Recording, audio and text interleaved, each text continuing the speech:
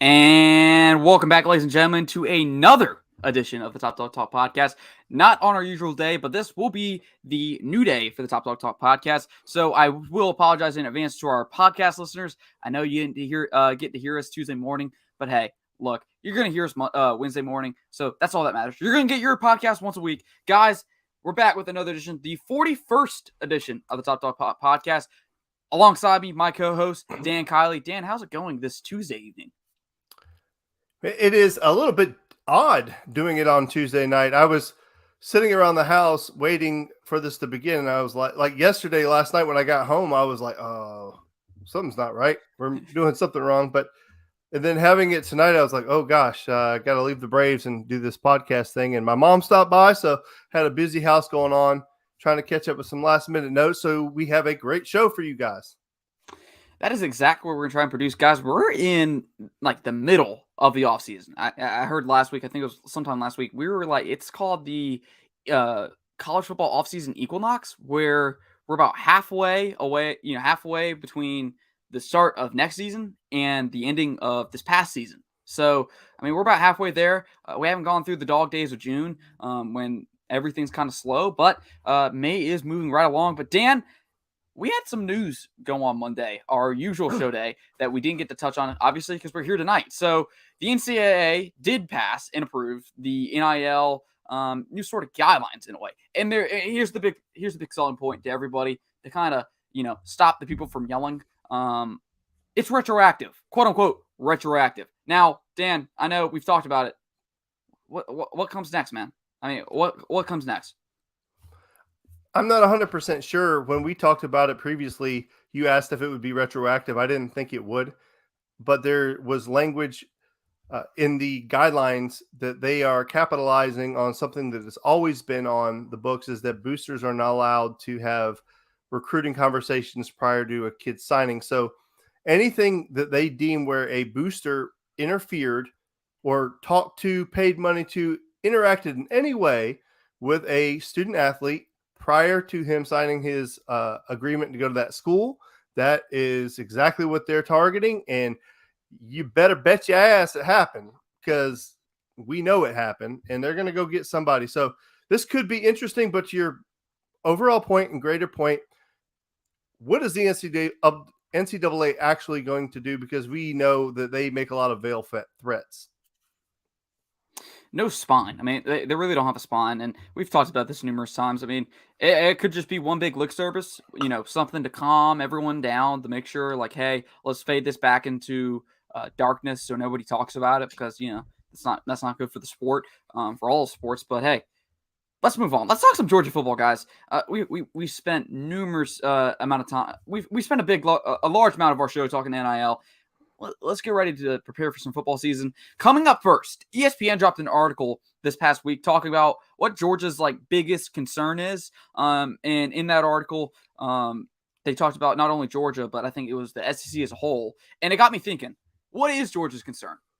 Dan, I mean, you're coming off a year where you lose 15 guys in the NFL draft. Historic by all means. And I'm not here for the people that are saying, oh, well, Texas had 17 back in 1980-something or 1960. I think it was 1960. Guys, that was a 12-round draft. Get that out of here. 12 rounds. You get 12 rounds to put 17. Dude, Georgia did it Georgia put 15 in 7 rounds. So, Dan, what's your biggest concern? Obviously, we know the loss of talent is the numero uno. That's the top question.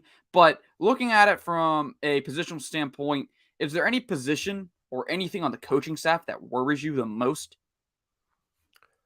Stacy Searles taking over as the offensive line coach is I don't want to say that's concerning, but he's had a run here before. I don't remember it all that particularly well being great. So, just how does he mesh with the guys that he already has? Is he able to continue the streak of Georgia getting some of these elite level tackles in here? Because if I recall, when he was here, he didn't recruit extremely well, but I assume that he will have all the help he needs in that regard with Kirby's staff, because, if you can't recruit, you can't be at Georgia. That's just what we've come to know and love. So that the offensive line, the transition around a new offensive line coach, But Matt Luke was able to come in here and do a great job. I think by all accounts, we can say that he did a really nice job of keeping that momentum from Sam Pittman, the pit boss, who you just can't duplicate. That guy is one in a million. So the offensive line would be a concern. And then it's not a lack of talent. We've covered this ad nauseum already. Georgia has 5-stars and players lined up everywhere. Talent is never going to be an issue, or at least it shouldn't be. But talent's not going to be an issue with Kirby Smart here. Okay, it's just not. So talent not being the issue, what I am a little bit concerned about is there are a lot of guys who are going to be doing this, starting, being leaders of the team for the first time. Not first-time game experience, because as we mentioned in our previous show, Kirby's done a fantastic job. Well, and not just Kirby, but the defensive staff in general, because we give Kirby way too much credit for everything defense, right? I mean, Glenn Schumann and those guys, they do a fantastic job as well. So they do a great job as a collective of getting these guys opportunities during the season where they are playing and getting reps and valuable quality game reps. And now they're going to have a chance to do it. So a lot of new faces defensively, not talent, just new faces. And then the offensive line, maybe you could say wide receiver, although I think you made me feel a little bit better about wide receiver because of the tight ends that we have and all the different guys. And we have a lot of guys willing, being able to make that jump. I guess the only other thing that would be a concern, some people would say Stetson Bennett playing in general, but I'm not going to say that. I'm going to say, what if Stetson Bennett were to get injured? Okay. And knock on wood. Okay. We don't want that to happen. But if he were to get injured, I feel like Carson Beck and Brock Vandagriff, collectively could get the job done at quarterback.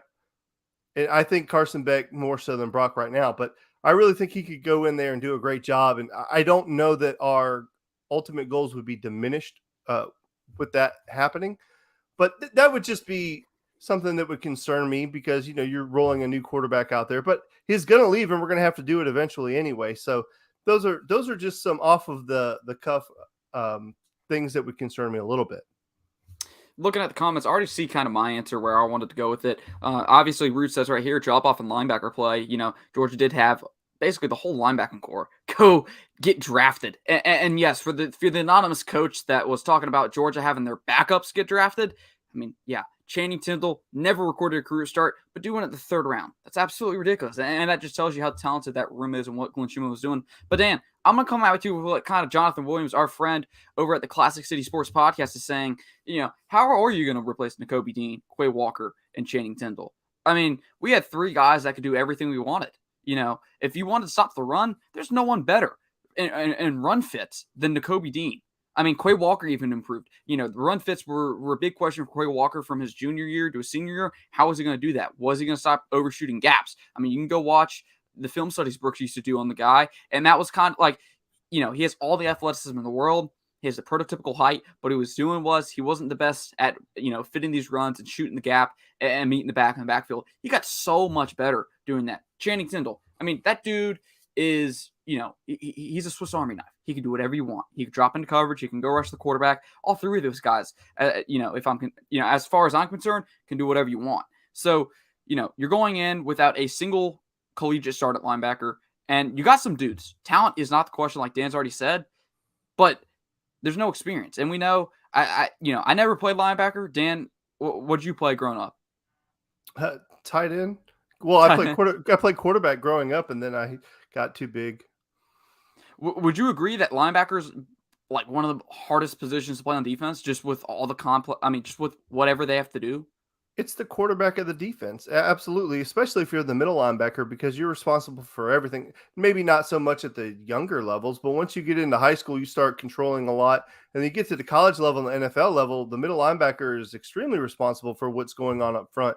They make all the checks and the adjustments and stuff like that. So, yeah, not having Nakobe Dean is a big deal. And to all these guys in the comments, they're 100% right. It is a big deal. But you listed out some guys that have an opportunity: JDJ, Tresman Marshall, Ryan Davis, Smile Mondon, Xavier Sori. A lot of those guys, we know their names, and we've gotten a chance to see a little bit of them.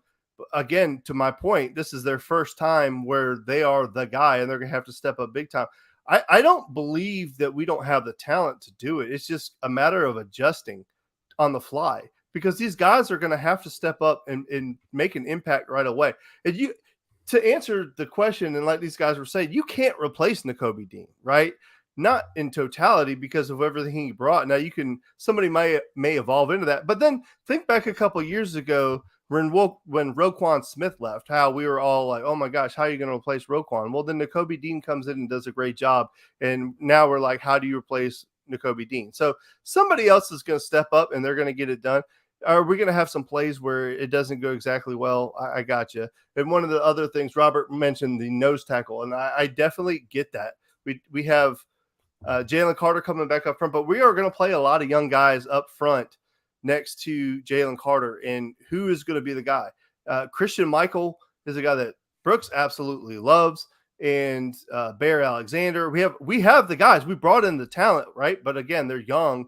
And how often do you see a freshman absolutely dominate on the defensive line in the SEC? Now, Jaylen Carter got some run as a freshman and did really good. And I remember all of those video breakdowns where we were like, this guy is going to be special. And then last year, we really got to see it. And he had some really nice plays his freshman year. But was he the dominant player that he is right now as a freshman? No, he wasn't. He was very, very good. Don't get me wrong.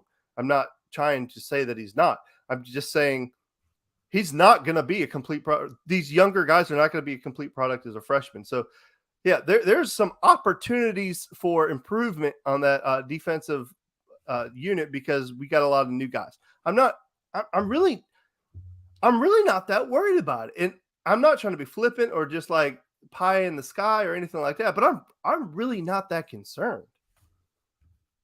No, and I think, probably the biggest question is, you're talking about Roquan Smith and how there was that transition from Roquan Smith to Nakobe Dean, obviously the only 2 Butkus Award winners in Georgia's program history. And, in all of University of Georgia, everyone who's came through there, those are the only 2 guys that have the Butkus Award. But there is no transitional phase. Like after Roquan Smith, the next guy up was Natrez Patrick and kind of Monty Rice. I mean, we're talking about guys who, kind of played alongside him for a long time and had that experience. I don't see that on Georgia's roster currently at inside linebacker. Not saying that they're not going to go out and get someone from the transfer portal. They could. Now, obviously, if they have to do some cleaning up, roster cleaning at home, if they want to do that, everyone's been talking. That's been the big talking point is, hey, why is Georgia not in the portal? Well, look, everyone's saying they got about 90 guys on their roster currently on scholarship.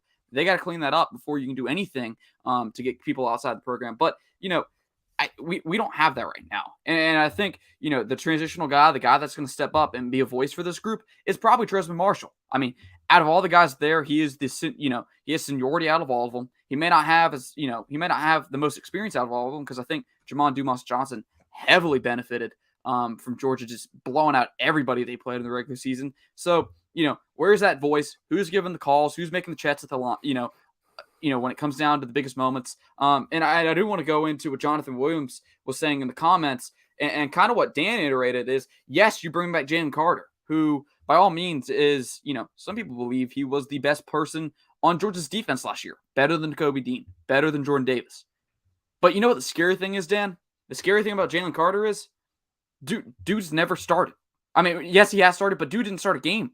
Not that I remember last year. Dude hasn't seen, dude's only seen 50% of the reps maybe that he's going to get this year. I mean, dude's going to be playing full go from first down all the way to third down. Now, yes, everyone wants to question whether or not he's going to be conditioned enough to play all 3 downs. I just think that's Kirby Smart, as he always does, challenging a person publicly to make sure they stay fit and stay on top of their game, kind of keep those guys humble and hungry. But the most exciting thing is, as opposed to Jordan Davis, where he is your nose tackle, you're not going to move him around very much. He's going to be taking on the center almost every play. Jaylen Carter can play outside, can play inside. I mean, he can play 3-tech. He can fill the role of Devontae Wyatt. He can fill the role of Jordan Davis. And he can come off the edge, kind of like Trayvon Walker in a sense, and take on these tackles. And he's going to be a handful for all 5 offensive linemen. That's the most exciting thing is. Now, what I do want to see, I'm most excited about is seeing the guys behind him. Zion Logue, Nazir Stackhouse, Warren Brinson. What do those guys look like? We've seen them in spurts, and when they played, they look good, but they got a lot of growth to do. So, Dan, let's talk about receiver for a moment because we did talk about it early on about how the tight ends make us feel a lot more comfortable. But I guess the biggest question at receiver, and it's something, people are going to be focused about when we're talking about Georgia's offense, the type of explosive plays that we had over the last 2 or 3 years were coming from George Pickens in the sense where we're throwing a 50-50 deep ball to the guy and he's going up and getting it over whoever, whether it's, McKinstry, Kool-Aid from Alabama, Patrick Surtain, whoever you want, name it. I mean, he did it. We're going to see a lot different. I mean, who's that guy, though? Who is the go-to guy? Third down. Who are you going to, Dan? That's the question. Who are you going to personally? Well, right now it looks like A.D. Mitchell. A.D. Mitchell seems like the guy who's going to grab that torch and take it. But then I think Eric Gilbert is a guy who I think is going to quickly become that third down guy, where if you need a big play on third down because of his size, speed, athleticism, all of those things, like Brock Bowers is an easy answer because how damn good he is. But Brock Bowers is extremely talented and he's probably the best tight end in football, but he's not necessarily a mismatch nightmare for defenses. He is in space, and if you can get him matched up against a linebacker, he's absolutely going to take it to the house. Okay, so that's not what I'm saying, but I'm just talking about physicality where you are just an absolute monster. Like Darnell Washington honestly should have been that guy, but I'm not 100% sure why he never has become. Maybe his hands aren't as good as we had hoped that they were. But, that guy's an absolute freak of nature. I don't understand why he wasn't utilized more in those type of situations. Maybe we just didn't need him to. But Eric Gilbert, I think, is good. Like, especially if you're talking about like 3rd and 4, you got to have it, a crossing route across the middle or, just a quick out where he just goes up and gets it. I think Eric Gilbert might be that guy. If you're talking about verticality down the field, I would definitely say A.D. Mitchell. But then also don't forget, we have Arian Smith coming back, who is one of the fastest humans on earth. And if he's healthy, he could be that guy. And then Rosemead-Jack-Saint. Marcus Rosemead-Jack-Saint broke his ankle against Florida, but that was one hell of his catch. And he had a pretty good year coming back last year. He didn't put up like eye-popping numbers, but that guy, listen, they really honestly have a bunch of options on offense. I really don't feel like that side is going to suffer at all. I think the biggest issue that we're going to have, especially with short crossing routes and tight routes and stuff like that, is Stetson does have that height advantage where he has to find the throwing lane. So it's going to be a little bit of a concern for that kind of stuff. But hey, if we're trying to throw it down the field, maybe the biggest concern is our quarterback can't throw it 70 yards downfield. Other than that, as far as the receiver room goes, we may not have some of the names that some of these other programs have, like maybe Ohio State's offensive, weapons that they have, or maybe Alabama's now, but don't sleep on our guys. And I would argue with you on paper coming into this year, I think Georgia probably has a more talented set of pass catchers than Alabama does this year. I haven't been able to say that. I haven't been able to argue that. No one's been able to argue that as of late. But, I mean, you look at it, where is Alabama's Jamison Williams, John Mechie, Devontae Smith? They don't have that right now. Not on paper. I mean, right now, their best receiver is Jermaine Burton. I mean, are we going to go out on a limb and say, yeah, everyone's predicting Jermaine Burton to be the elite guy, but they don't have, my point is, they don't have an elite guy on their roster. Georgia has one, at least, with Brock Bowers, an elite dude. I know he's a tight end, but, what's it called? The John Mackey Award excluded Kyle Pitts from winning the award I believe it was junior year because he had too many reps lining up outside as a receiver. Absolutely ridiculous. But then you got a guy like Eric Gilbert who can be elite. May not be there yet, but I mean, when dude's lining up against Florida, mid-season after getting all these reps and continuing to lose weight, are you going to tell me that dude's probably not going to be elite by that time? I mean, Darnell Washington, Georgia has weapons. I mean, it's an exciting time to be a Georgia fan, especially looking at the offense. It's just about going out there and doing it because, I mean, Dan, if we were sitting here doing this show this time a year ago, I would bet 1,000% that we would have been so excited about the offense last year. And, it's a matter of opinion as to whether or not, you got the product you wanted out of that offense. I know everyone wanted JT Daniels, but look, Stetson Bennett still helped you average 37, 38 points a game. And blew everybody out of the water except for one team, and they ended up beating them in the national championship. At the end of the day, Stetson got the job done. And I've been on record a million different times saying I don't necessarily have a problem with Stetson. I would just love to see what this offense could do with a more high profile, high caliber quarterback, more traditional quarterback. But at the same time, I can say that and also want Stetson to do well. Every time Stetson goes on the field, I want him to throw for 500 yards. I want him to throw for 87 touchdowns in the game. I want him to do all of those things. I want him to be as successful as humanly possible. But it would also be kind of fun to see what that would look like with a high profile, like a healthy JT Daniels. What would that offense look like? Maybe we win more, maybe we win less. Who knows? I don't know what the case may be, but it's hard. It's hard to say that when Stetson wins you a national championship. It just really is. But you said going into the season last year, we were more excited about the offense. Absolutely, because JT was the starting quarterback. And everybody was really, really excited about that. I can't say what Brooks said, but Brooks said that JT bumps. And like now all of a sudden his take has completely changed on him where, now Stetson's a god. But I would like to see Carson Beck get some run and just see what the offense would look like. But anyway, those are our concerns about the Georgia Bulldogs. So here's my segment. My weekly segment is, what is Dan angry about now? What is Dan angry about now? Cheap shots. I can't stand fucking cheap shots in sports because it completely changes the game. Sometimes it's momentary, sometimes it's long lasting. What brought this to my mind was the Dylan Brooks taking out Gary Payton III in the postseason, right? The beginning of the game, bullshit play, swipes the man, and then ends his season on a cheap ass play. So he gets a 2-game suspension, but he gets to come back. But who doesn't get to come back? The best defensive player on the Wizards, Gary Payton III, because of a cheap shot. The series is completely altered now because of a cheap shot. Not strategy, not good game plan. All right, Robert, hold on.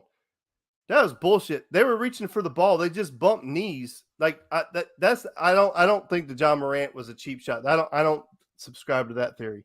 I understand what you're saying. It sucks that John Morant is out of the series, but I don't know that was an intentional thing. What Dylan Brooks did was intentional, and it completely changed the series.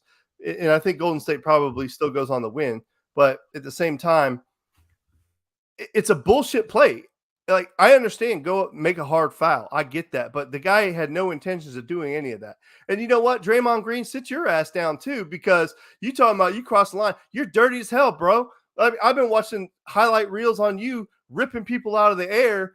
The only difference is you're able to catch them because you're bigger and you don't let them hit the ground. So I guess kudos for that. But you're lucky some guy hasn't torn his ACL coming down sideways or something like that, because, so Draymond, anyway, but that's what brought it up. So I was asking some people about who are some historically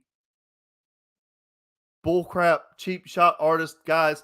So one of them that I completely forgot about, and I don't know how I did, I think it was Jonathan on Twitter, said Nick Fairley taking down, was it Aaron Murray? It was Aaron Murray, right? Yes, sir. Just bullshit late calls, and they don't owe me. I mean, oh my God. I remember being so angry because they were not calling it. It was just over and over and over again. That 100% Nick Fairley, that was bullcrap. I don't know that he made a whole career out of it, but that game in particular. And my Duke guy, Grayson Allen, I've seen him all over today, just, being a cheap shot artist. But in fairness, Grayson Allen doesn't hurt people. Bill Laimbeer is probably the poster child for cheap shots. And honestly, what they did to Michael Jordan is borderline criminal. Like, they had the Jordan rules where if he leaves his feet, he lands on his back. Like, they did not let him drive. So what the Pistons did, led by Bill Laimbeer, and Bill Laimbeer made just a complete career out of it. Chris Paul. Chris Paul's on my list. Chris Paul's a cheap little bastard. If you don't know, Julius Hodge in a game, Chris Paul was getting frustrated. So my man reaches up and grabs a whole handful of his nutsack and rips that son of a gun down. I'm talking about Hodges on the ground, doesn't finish the game because he bruised his nuts. And then last season in the postseason, Chris Paul kicked Steve Adams in the dick. And then, this year, I don't remember who it was in the first round, but he kicked him in the nuts again. So, Chris Paul, you're on my list. This is one of my bigger ones. Ravens safety Antoine Barnes, cheap shots, the Eagles punter Sav Rocca running down the sideline and knocks him out. I want to say he missed like 2 or 3 weeks because of that. Bill Romanowski, probably one of the dirtiest football players in the history of football, okay? And there's a million reasons why Bill Romanowski is a piece of trash. But in the bottom of a pile, he grabs Dave Meggett's finger, the running back for the Giants, and completely snaps his fingers. So Bill Romanowski, yeah, you're on the list. Kermit Washington ended Rudy Tomjanovich's career. There was a scuffle on the floor. He's running up. He just drops back and absolutely just annihilates Rudy Tomjanovich. That ended his career. I think he tried to come back and play, but nah, man. It pretty much ended his career. Zaire Zidane, the headbutt of Materazzi. You guys probably don't know that one. Tanya Harding. How about Tanya Harding? The Nancy Kerrigan. I don't know if that qualifies, but I just wanted to throw it out there. All right, now we're going to get down to the 2 worst cheap shots of all time. Marty McSorley takes a stick and tees off on Donald Brashear's face, completely shatters his entire orbital bone, gives him a grade 3 concussion. It's the first time in professional sports history an on-the-field incident results in legislation, or not legislation, but what's the word I'm looking for? Anyway, he was convicted of assault with a deadly weapon. Somehow he only gets 18 months probation, but I mean, it's the first time in professional sports it goes. And then the absolute worst, and if that's not bad enough, the absolute worst is Todd Bertuzzi when he broke Steve Morris's neck. So if you're unfamiliar, it's a game against the Avalanche. He goes up behind him, horse collars him, and then comes down on top of his head and crushes his neck, ends the guy's career. So my point is, cheap shots completely end some people's careers. And there's just really no place in sports for the cheap shots. And every time I see one of them, and I'm not talking about a hard foul. I get that. That's part of the game. Hard fouls are part of the game. But when you do that, you could ultimately change somebody's life, their quality of life, and and to a lesser extent, you're completely changing this the outcome of a series. So, here we go. Rudes. Antonio Margarito, boxer, used plaster in his wraps, beat a guy so bad that he's still in a coma. That's insane. And there was alleged where one guy did something to his gloves and he actually killed a guy in the ring, but that was never proven to be the case. Maybe Rudes can tell me who that guy was, but maybe that is the one I'm talking about. Maybe he didn't die. He's just in a coma. But anyway, those are the cheap shots that came to mind, and maybe some of yours were on the list. Adamakin Sue. Yeah, this is my get off the lawn moment. That's what it is. What is Dan angry about now? Jeremiah Stoddard wants to ask about anyone remember branding spikes. Obviously, that was the Georgia-Florida game one year. If I remember. Oh, that was the nut punch, right? I'm pretty sure. Jeremiah, let us know if we're talking about the right memory. But I mean, yeah, cheap shots. It's like you said, cheap shots have no sport. It's kind of getting to that point where, to me, we've become so used to it in baseball where, hey, you get a home run on a guy and you pimp your bat flip, you're gonna get hit the next pitch you see him. I mean, it's kind of like in basketball now. You're hitting, you're gonna get fouled hard if you celebrate a little too much. I mean, that's just what it is. Dan is just hitting a guy. I mean, pitchers just hitting batters. Is that? I mean, would you say that's a cheap shot? To me, it seems like a cheap shot. I mean, why would you want to put a Fernando Tatis, risk putting him out of the sport, or Ronald Acuna Jr.? So, when I worked in professional baseball, one of the first lessons that I learned, as a young umpire, sometimes you want to get in the way of, and a major league guy sat me down one time, and it not sat me down necessarily, but as an umpire, you have a lot of free time after the games, and you sit around the bar, have a couple drinks, and just kind of talk the game of baseball. And that's where you learn everything. You don't learn necessarily on the field; you learn after the game. So this major league guy that I was with, he said, "Baseball will take care of baseball. Let baseball handle baseball." True baseball guys know what that means, and they know how to handle it. If you're going to hit a guy, hit him in the ribs, hit him in the butt. And, that's fine. Like, I don't think anybody in baseball has a problem with that. If you're going to hit somebody, hit him in the butt, hit him in the leg, in the thigh, hit him in the rib cage or something like that, or in the shoulder, right? In the meat of the arm. Nobody's got a problem with that. But you start going for the fragile parts like the wrists or the head, specifically the head. That's not right. So do I consider it a cheap shot? No, it's baseball policing baseball. But, pitchers have been guilty of this forever. Like, they get a big strikeout, they're pumping their fist, they're throwing stuff or whatever. Like, what is the batter's recourse, right? The batter can't throw his bat at the pitcher. So a guy pimps you on a home run. You know what? I got an idea. Don't give up a stupid pitch. So, whatever. I actually enjoy some of the youth and enthusiasm that you're seeing today. In the minor leagues, there is a ton of Dominican guys. And, I love Dominican baseball players or guys from the islands because they have a saying, it's, you can't walk off the island, meaning the only way that you're going to get found out by major league teams is you got to put the ball in play, right? So they don't take walks. They swing at everything. Like if it's hittable, they hit. And those are the best games in the world to officiate because you're just like, I'm just here for the show. You don't have to call nothing. But, those guys, they play with a lot of flair, but the pitchers do too. So it's when they're in that environment, it's not a big deal. But you got these crusty old dudes who've been in the league for a long time. They're the wet blanket of baseball. My take is pitchers, just let the dude celebrate. I mean, you're going to celebrate every strikeout. I mean, in basketball, guy hits a three, who cares? Let him celebrate. Throw a touchdown, let him celebrate, let him do his dance. Baseball, let's catch up with the rest of the sports, in my opinion. I know you kind of got to self-police. I know you don't, you may not like the way someone celebrates, but let's try and keep up with the rest of the sports and let dudes celebrate. Dan, this segment was suggested by you, and it really, I mean, this got me going. This, when you texted this to me this morning, I was like, dang, that's good.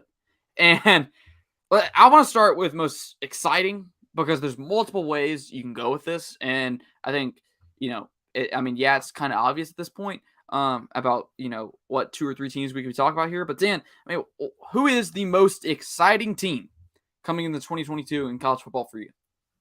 The most exciting team? Exciting. The most exciting team for me was always going to be Georgia. But outside of Georgia, if we're not saying Georgia, I think the Alabama team is going to be exciting. I think the Ohio State team has a chance to be exciting. I think the Texas A&M team has a chance to be exciting. They got a lot of pieces. I'll be interested to see how that plays out. Like for me, this is a 2-part conversation, right? The most exciting team, the most interesting team. I don't know that my list is really high on exciting teams. I think it's Alabama, and Ohio State. I think are going to be high caliber teams and put up a lot of points. But I'll let you take the exciting. You tell me why you're excited, and I'm really going to hammer down on the interesting.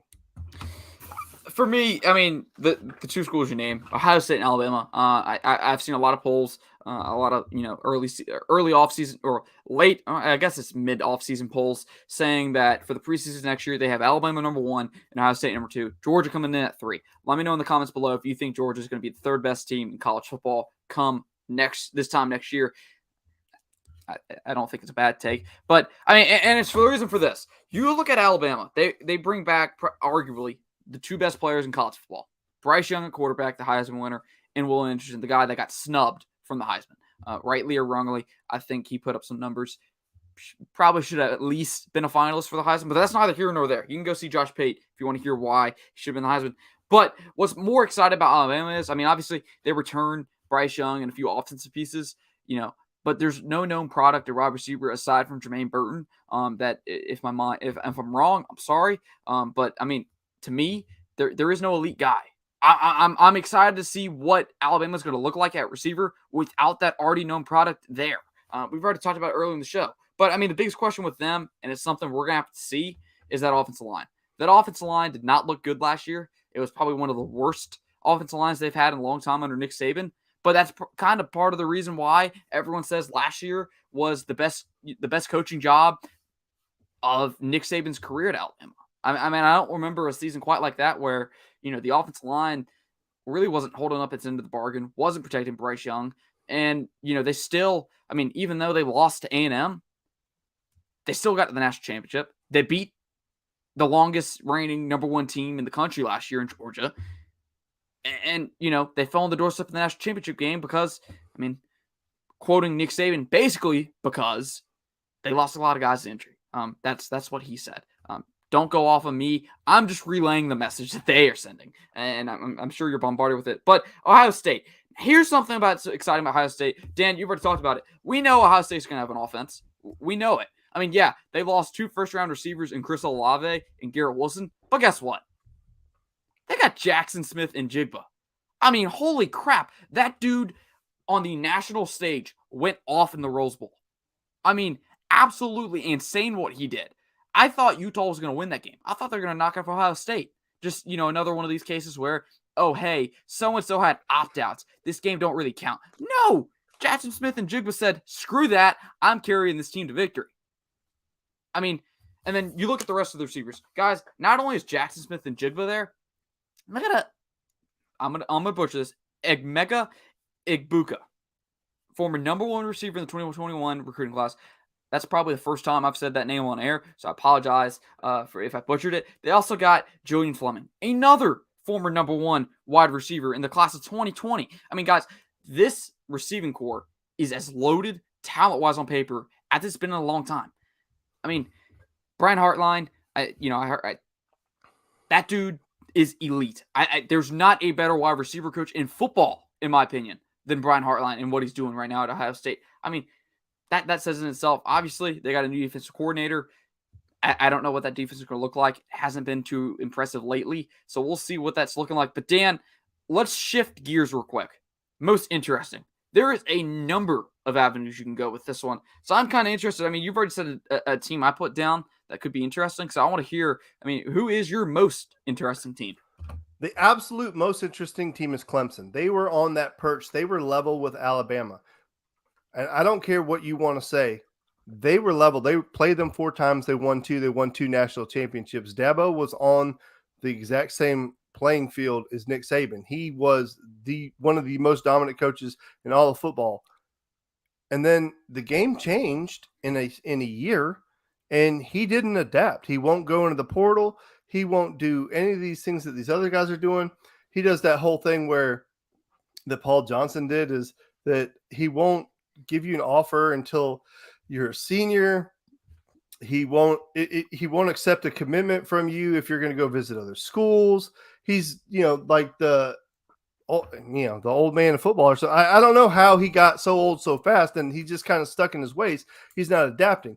One of the reasons that Nick Saban is the greatest coach of all time, collegiately at least, is because he adapts. He constantly adapts. It doesn't matter who changes around him. He adapts. They changed the first time in his entire career. He lost his offensive and defensive coordinators, and they did not do well.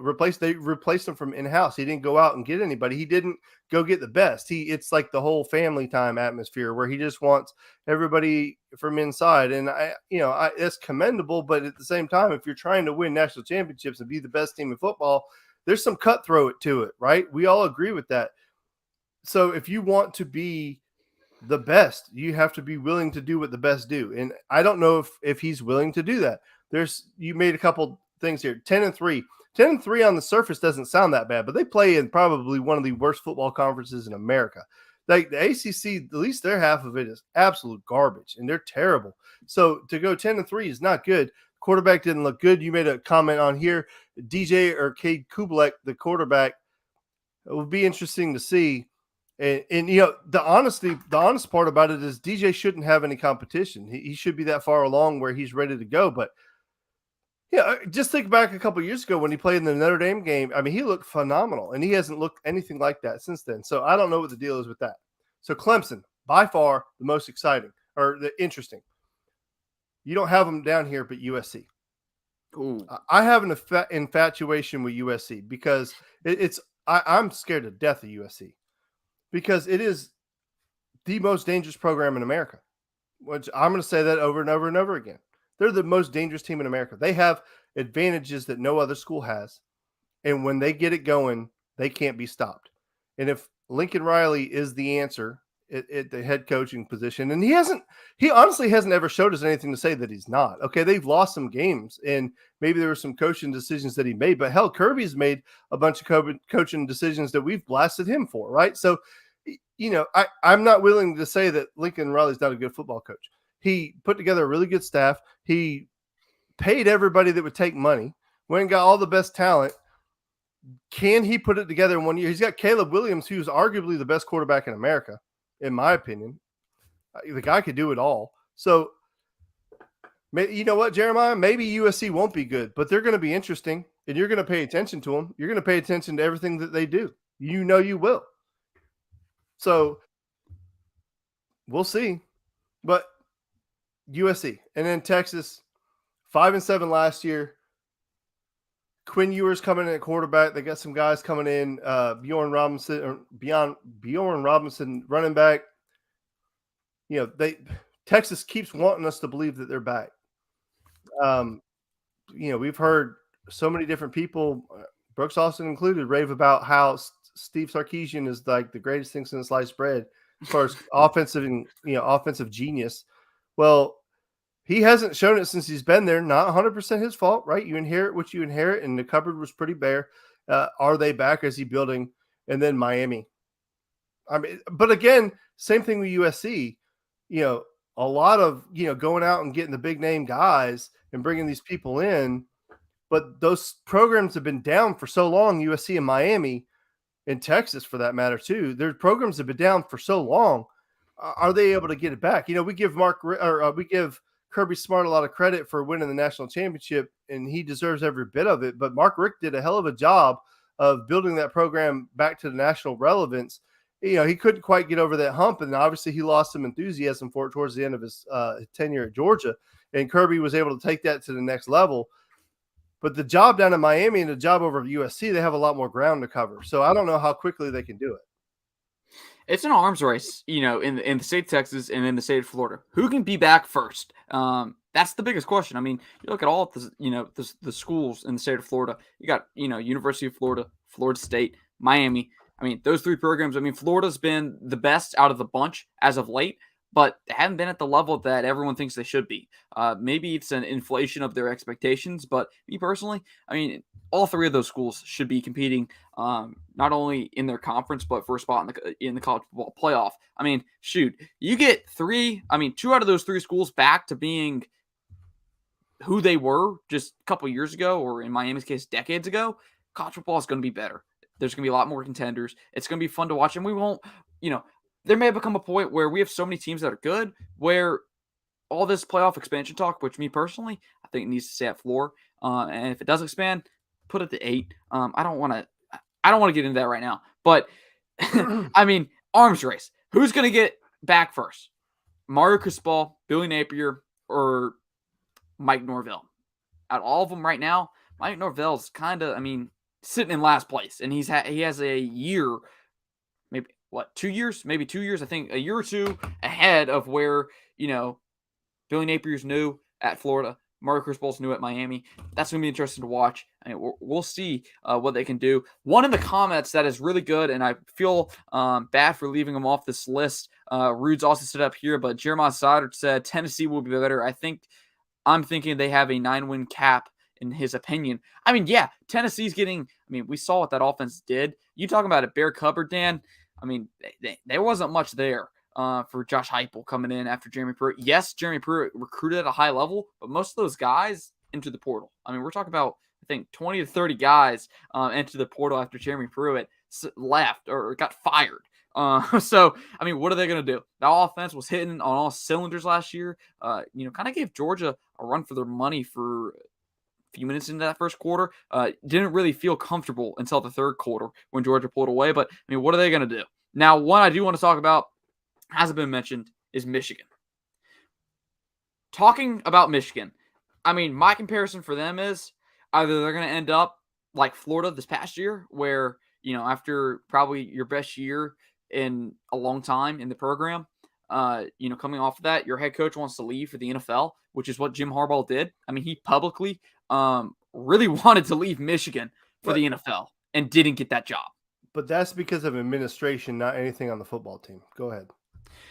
And that's the thing. I mean, the question for Mullen was, was he focused? Like, did he do everything he can do to make sure Florida was in the right space to compete and to continue on what they did in 2020? I mean, that's the question with Michigan. I mean, is Harbaugh back in it? Is he 100% committed after not getting, the quote-unquote dream job back in the NFL? I mean, you lost offensive coordinator Josh Gaddis, who many credit for last season for the offensive production. I mean, I think I remember him saying that, I mean, he felt overlooked.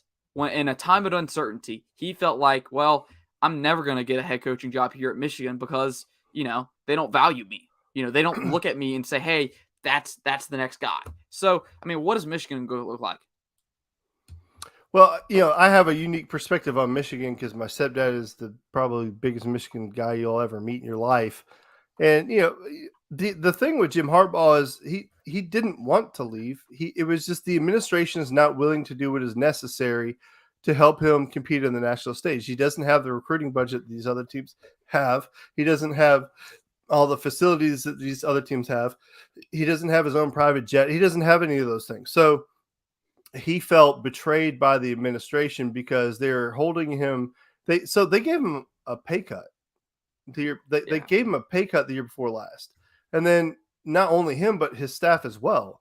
So this past year, he got some of that money back and he ended up giving it to his staff or whatever.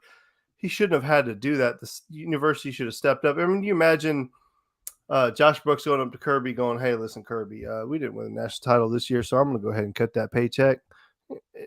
They wouldn't, because you know what? It means more, right? In the SEC, it means more. So here's the other thing about Michigan, and they are interesting, right? They are losing a boatload of talent. Now, what did we say last week about Georgia? That they lost 15 draft picks in the NFL, but next year could be just as productive in the NFL draft because they have guys to replace them with. Why? Because Kirby has stacked top three classes on top of each other, one after another. There's been no gaps in there. Kirby doesn't have that one outlier where he's got like a 22 rate class. Michigan does. Michigan has not been able to produce those top five classes every single year. They haven't been able to do that. So they have done a good job of developing guys and getting them to play at a high level, but there's always a gap in there where you've worked to get these guys ready to play. And then there's going to be an obvious setback where at Georgia, Alabama, Ohio State, Oklahoma, the who's who right now, you don't see that. They reload and they lose guys every year. Every team loses guys every year. Like, this is not new, folks. Like, Georgia loses players every year. Alabama loses players every year, but they got bullets in the gun. And I don't know if Michigan does. Now, they do have a quarterback, J.J. McCarthy, who I'm excited for. And I think Cade McNamara should have been in the transfer portal because I don't think he's going to start over J.J. McCarthy. But that's neither here nor there. Real quick, got some in the comments. One being Oregon. Jeremiah shouted out Oregon with Lanning and Bo Nix being there. Obviously, that's Georgia's week one matchup. And then another Georgia guy, another former Georgia assistant, Michigan State and Mel Tucker. Obviously, Jonathan points out Mel Tucker did get a massive contract extension after his good year last year. Dan, anything that stands out for you between Oregon and Michigan State? All right, so full transparency, pretty much my entire family went to Michigan State. Ooh. My uncle Bill Hartman is a professor of acoustics at Michigan State. You can look him up. He's online. And my uncle David Young was the president of their alumni association. My Aunt Maureen graduated from there. My cousins Caitlin and Kelsey both graduated from there. So I've played basketball at the Breslin Center on their court. I've got, but they are not in a position right now to unseat Ohio State or Michigan. And I know that they beat Michigan. Okay. And that's why he got his massive extension. Think of it that way. Like, you win one game, basically. You win one game, and that justifies that massive contract. So, man, I'm extremely skeptical. I can't talk. I'm extremely skeptical of that contract that they gave Mel Tucker. And I hope he does well. I don't have anything against Mel. I think he's a great guy, great coach. But I shouldn't say great coach. He's shown to be a good coach. But I don't know that you could win at the ultimate level at Michigan State. Maybe I'm wrong. Nick Saban didn't. And Nick Saban, the greatest coach to do it. So I don't know. Spot. Yeah, and then Oregon, if you can tell me why Oregon hasn't won national titles, I'm all ears. Because I don't have answers for Oregon. I really don't. They have everything that you need, everything that you want. Maybe they don't have the weather, but their campus is absolutely gorgeous. Their stadium is top-notch. It's the loudest stadium in all of football, acoustically. They have Phil Knight having to defend a lawsuit against Texas A&M back in the early 2000s because he gave Oregon uniforms that had self-cooling mechanisms on the inside when they went down to Texas A&M to play, but didn't give it to Texas A&M, and Texas A&M was sponsored by Nike. So they're like, hold up, bro. But anyway, I don't have answers for Oregon. I don't. And I hope Dan Lanning does a great job, and he might be able to replicate at Oregon what Kirby Smart did here. Maybe. There's no reason why he shouldn't be able to do it. They have everything they need. They're willing to spend. A lot of these schools, show me you're serious. How do you show me you're serious? Open your checkbook.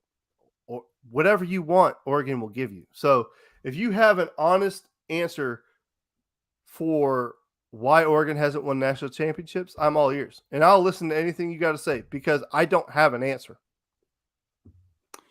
Two teams I want to shout out real quick. Now I'm sitting here thinking on the fly. Cincinnati, they just lost 9 people that got put in the NFL draft. 9. They rank, they had 9 people. We're talking about a group of 5 school, guys. The people that everyone complains about, not really getting a fair shot in the NFL playoffs. Well, the team that just went, the first team to ever go to the college football playoffs, as a non-Power 5 school, Cincinnati just put 9 people in the draft. Let that sit there. I'm interested to see. Luke Fickell done a tremendous job by all means. What he's done in Cincinnati, kind of has rebuilt the program in my eyes and has made them a playoff contender, over the last 2 years. So I'm interested to see how he does. How do you rebound from that loss of talent? That's 9 players for them.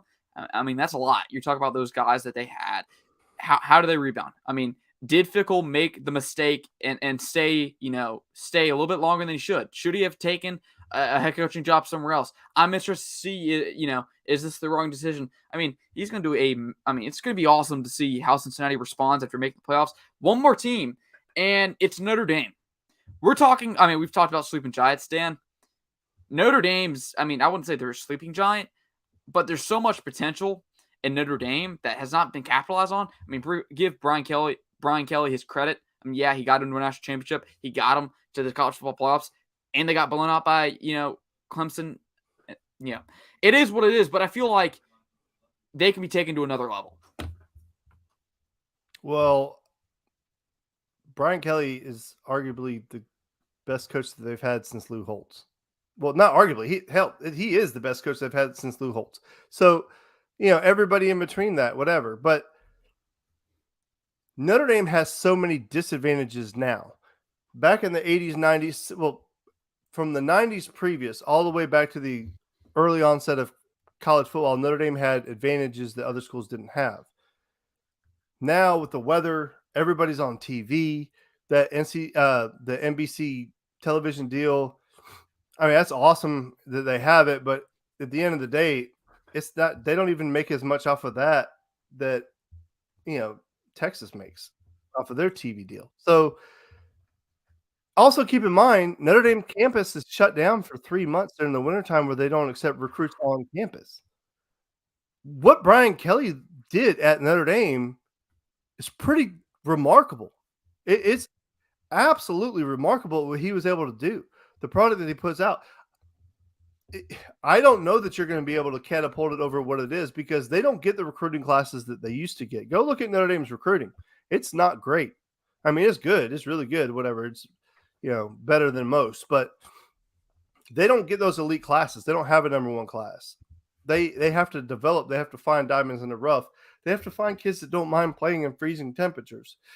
So, got mad love for Notre Dame, 100%. I do, but that's a very difficult job. For me, I agree with everything you just said, but for me, I think what may be going, in their favor is they got a young head coach now. I mean, Marcus Freeman, you tell me a year ago Marcus Freeman was going to be a head coach this year, I would have called you ridiculous. I mean, yes, he, was one of the top coordinators in the country, and everyone felt maybe he's a year or two away if he goes to a big job. I didn't think he was going to land the Notre Dame job. That's, absolutely insane. He's going to be a young coach. He's going to relate with players. I think that's the biggest thing. Everyone jokes Brian Kelly for that little recruiting vid he did with at LSU with one of the recruits where, they had that little, I don't even know what it's called. They had the camera, they're standing on the platform and they got a camera going around them. And Brian Kelly's hitting them with, the 1970s, 1960s disco moves, not to, to a song he's probably never listened to. So I think that's going to go in their favor. They got a young coach. They're going to be, exciting. Now I want to see what that offense looks like because, it hasn't been the most pass-happy offense. But maybe they don't have the athletes that they want to run what everyone else runs these days. So I think Notre Dame's a team to watch. And Dan's already mentioned it, but Texas A&M, pressure's on, buddy. Jimbo Fisher, it's year 5, bud. You haven't had a 10-win season. You went 9-1 in a COVID year. That's your best year. You just signed the number one recruiting class, not only this year, number one recruiting class of this year, but of all time. According to Rivals, I think 247 maybe has it ranked below Alabama. That's never here nor there. It's time to produce. You got Max Johnson on campus, the former quarterback from LSU, transferred in. You just beat Alabama with a backup quarterback with Zach Calzada, who's now at Auburn. But it's time to produce. You have to break that 10-win ceiling this year. And, everyone talks about, hey, now that he has number one recruiting class, they better be winning national championships. Yes, I agree. They need to be competing. But like Dan's already said, these freshmen aren't going to come into a school and start playing at a high level from day one. Yes, there may be one or two guys, but there aren't Andrew Thomases growing on trees anymore, guys. As true freshmen. That's just not going to happen. Even on offensive line, you're not going to have a true freshman playing outstanding football from day one. Pressure's on. Now, I'm not saying it's make or break, but, this could be the beginning of the end for Jimbo Fisher, where he has another disappointing season. All right, then the whispers start. But if he does really well, then it's the beginning of something special and potentially sees them ascend to a national championship type level. Me personally, I don't see them getting out of the SEC West until Nick Saban retires from Alabama. But that is going to wrap it up today for the 41st edition of the Top Dog Talk podcast. Dan, tell them where they can find you on Twitter. On Twitter, Dan Kiley 3 is my @ on Twitter, and I would love some interaction.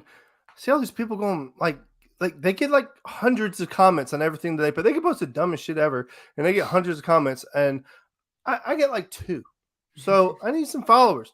Y'all hype me up. Give me some followers so I can get some interaction going and get some fresh ideas. You said Mike Norvell. I wanted to jump in there. If he doesn't, you better watch your back, my guy, because I have a feeling they're going to offer